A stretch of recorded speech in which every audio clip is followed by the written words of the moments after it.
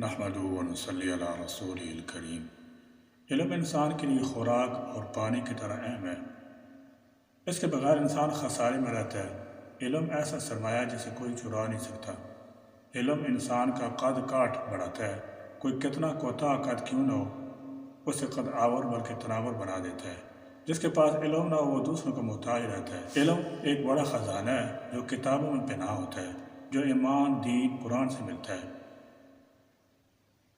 قرآن علوم اور مفاہیم کا سمندر ہے۔ یہ بابرکت کتاب شعور و آگی کا مخزن اور منبع ہے، جس کے وسیلے سے ہمارے سامنے عیاں راز تشبام ہوتے ہیں۔ اس سے پڑھ کر ہم اللہ تعالیٰ کو پہچانتے ہیں، جو ہمیں خبر دیتا ہے کہ اللہ وحدہ لا شریک ہے۔ نبی آخر زمان صلی اللہ تعالیٰ علیہ وسلم سیرت طیبہ بھی ہمیں حکمت دانائی سے مطلع کرتی ہے، ہمیں اچھے اور برے عمل سے آگاہ کرتی ہے، جو ماں باپ کے حقوق اور اچھے شہری بننے کے اصولوں، دنیا آخرت، دوزخ،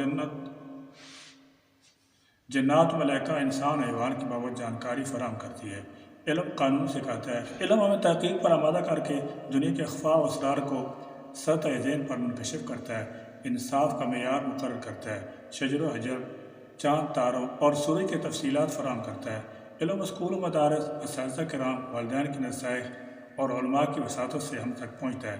بعض اہل علوم سے اچھا خاصا رشتہ جوڑ لیتے ہیں، لیکن دیکھنے اور ازمانے میں کم تعلیم یافتہ لگتے ہیں۔ ہم میں سے کئی اتنے پڑھے لکھے نہیں ہوتے کہ اپنا نام لکھ پڑھ سکیں۔ کچھ تو بالکل مطلق ان پڑھ ہوتے ہیں، کیونکہ تعلیم کی ٹھنڈی ہوا ان تک نہیں پہنچی ہوتی، یا علم و آگاہی کے پلیٹ فارم پر پہنچتے تو ہیں لیکن ان کی ٹرین مس ہو جاتی ہے۔ اس میں دو رائے نہیں کہ موجودہ دور میں ناخواندہ فرد ایک اچھے معاشرے میں عضو معطل کی طرح ناکارہ ہوتا ہے۔ اس لیے علم کا حصول جتنا بھی زیادہ ہو کم ہے۔ علم ایسا سمندر ہے جسے جتنے چاہیں ڈول بھر بھر کر نکالیں، اس میں کمی نہیں آتی۔ تعلیم یافتہ لوگوں میں یہ خوبی ہوتی ہے کہ وہ بعض مضامین سے متعلق معلومات اور اطلاعات عامہ ہی فراہم نہیں کرتے، بلکہ اہل علم کو سوجھ بوجھ، سوچ بچار، غور و خوض اور فہم و فراست کی دعوت بھی دیتے ہیں۔ اہل دانش اس نقطہ نظر سے اتفاق کریں گے کہ جس کے پاس علم و ہنر ہوتا ہے وہ اپنی تعلیمی لیاقت کے بل بوتے پر دوسرے معمولی تعلیم یافتہ یا ناخواندہ افراد کے مقابلے میں معاملات کو بہتر انداز میں چلانے کا اہل ہوتا ہے۔ یہ نقطہ نظر حقیقت سے منسلک ہے، لیکن یہ بات بھی فی زمانہ دیکھنے میں آتی ہے کہ اچھے تعلیم یافتہ افراد جو اعلیٰ تعلیم اسناد رکھتے ہیں وہ اپنی کارکردگی میں ناکام دکھائی دیتے ہیں۔ ان میں اخلاقیات اور اچھے انسان کی خصوصیات کا فقدان ہوتا ہے۔ وہ منہ پھٹ ہونے کی وجہ سے دوسروں کی دل آزاری اور ناراضی کا سبب بنتے ہیں۔ اس مثال سے یہ باور کرانا مقصود ہے کہ تعلیم کے ساتھ ساتھ تربیت لازم ہے۔ یہی وجہ ہے کہ تعلیم کا جب ذکر آتا ہے تو اس کے ساتھ تربیت کا لاحقہ ضرور استعمال ہوتا ہے۔ اور جن تعلیمی اداروں میں اساتذہ کی جانب سے بچوں کو پتہ نصائح کی جاتی ہیں، وہاں کے پروردہ افراد معاشرے کے لیے اچھے اور مفید ثابت ہوتے ہیں۔